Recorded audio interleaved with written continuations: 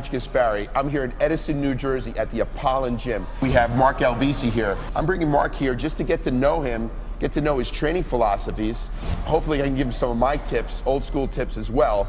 And we're gonna just annihilate 2009. Let's get started.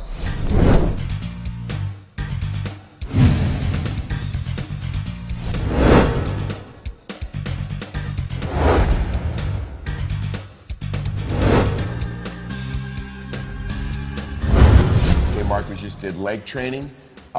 We started off with hamstrings. Let's go over that. Okay. Well, we started first off with the seated leg curl. Okay. I like to do this movement just to, you know, kind of get some blood in there, warm up the hamstrings. You can start off a little bit light, just get the range of motion, and then start moving the weight up gradually. I like the seated leg curls as well. It's a good exercise to just keep constant contraction on the hamstrings. Yeah, I really feel like I could really feel isolating the hamstrings in that movement. Okay. The next movement we went to is more of a mass building movement, which is the stiff leg deadlift. This is a movement where you can really load some weight on the bar, and it's really good for adding a lot of mass to the hamstring. Okay, I noticed, you know, you had your own kind of style with the stiff-legged deadlifts.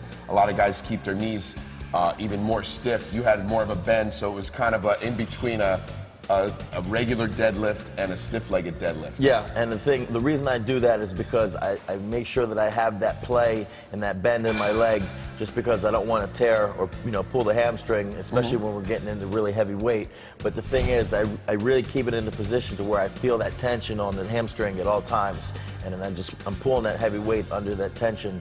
And really, that's a movement where I really train for the feel of the muscle.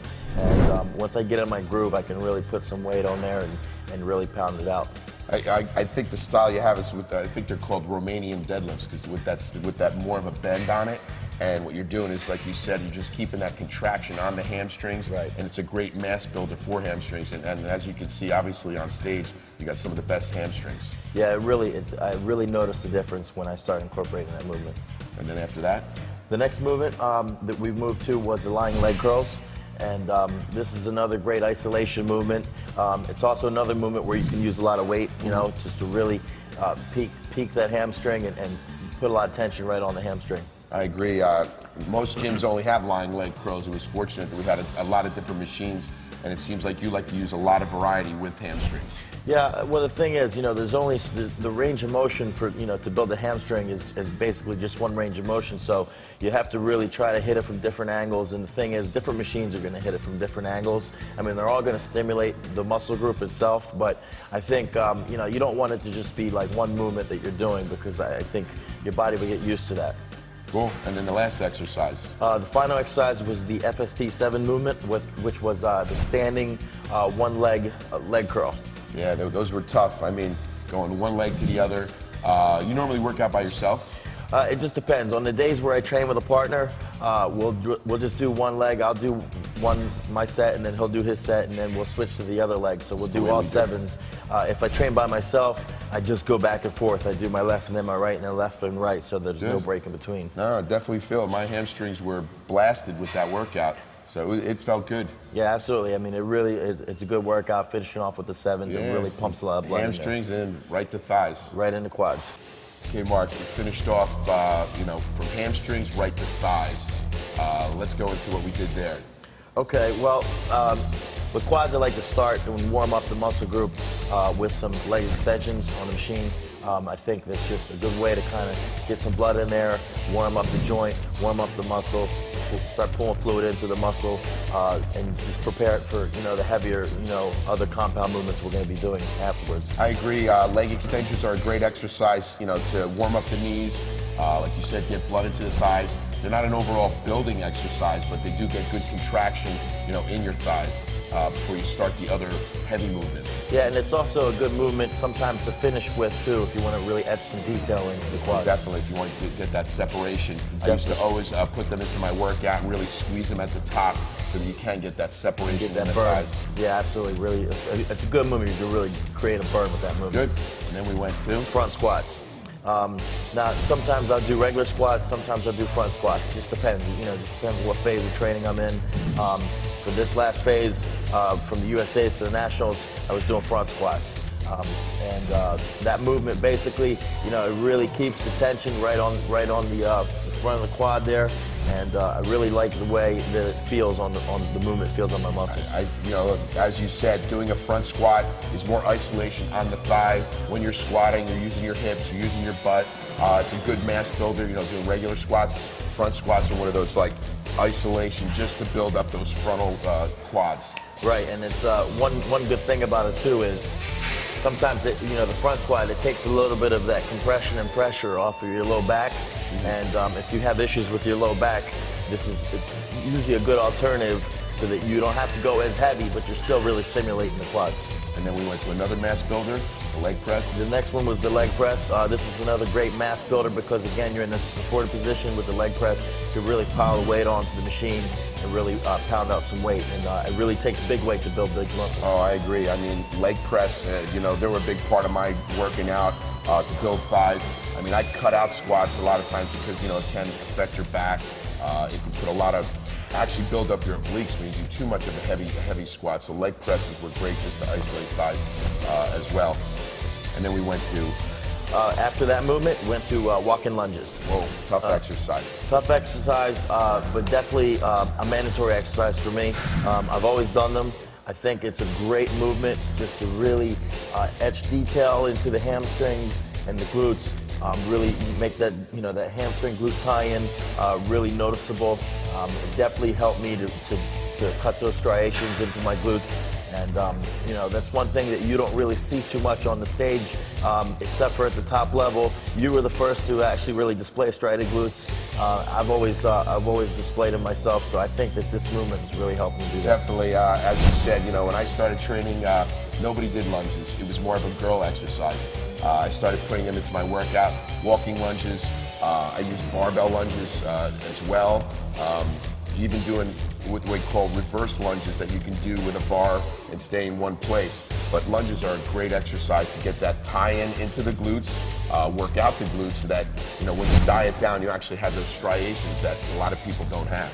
And really, that really makes all the difference in the world when you turn around and you just have all that detail in your glute and your ham and all that. You know, that really makes a difference between first and second. Oh, definitely. And then we finished off. Then we finished off with the FST7 movement. This is a tough one. This is a killer. It was. We do the hack squats, and what we're doing is we're doing 7 sets, 15 reps, only resting 30 seconds in between each set, going all the way down. This is really a good mass builder. It really isolates, you know, you're going to feel it in your hamstrings, your quads. I mean, the whole leg is really going to blow out. What I noticed, I mean, we did all those heavy movements, and then we went on to the FST hack squats, and definitely I just felt like more and more blood just gorged into my thighs. Yeah. To the point that, you know, it felt like the skin was like tearing. Absolutely. I mean, really, even at the bottom of the rep, you can really feel like your hamstrings pushing off your calves, and then you're really getting a good pump, and that's the whole point of that, just to really swell the muscle. No, that was a great workout. Yeah. Whoa. 7 set, that was the end of thighs. Yeah, well, we're done. We're not done yet. Everybody knows a good set of wheels is no good without a good set of calves, so we definitely got to get some calf training in. Okay, Mark, we finished off leg training with calves. First movement we did was the standing calf raises. Yeah. Tough movement, definitely a really good movement. I like to start a little bit lighter, just kind of warm up the calf muscle and you know, just really pump some blood in there, a couple sets, and then I start really pyramiding the weight up to really heavy weight.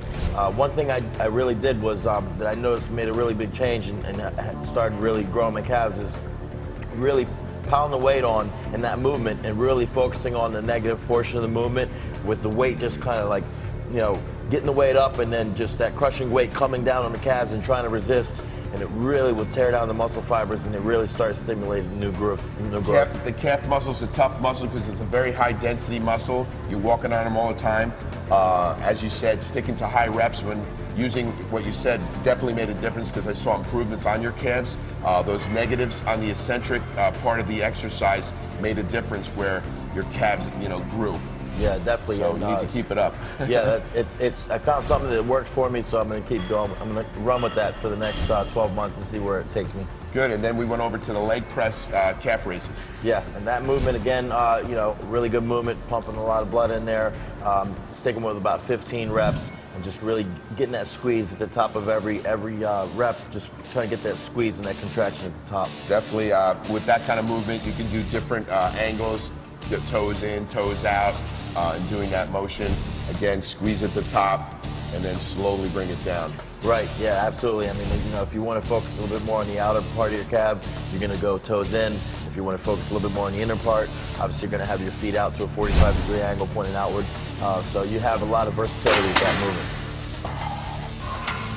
Whew. Wow, that was a tough workout. That was a rough 2 days. Yeah, we did the whole body. I mean, but this itself, hamstrings, quads, calves. and then finish it up with calves. Yeah, rough, but we got through it. Good. Okay, Mark, you came here to New Jersey, to cold New Jersey. 2 grueling days of working out. And you really get to know someone when you're there in the gym training with him. Yeah, I agree. And you're a really hard-working guy. I know you're going to train really hard. What do we expect from you in 2009?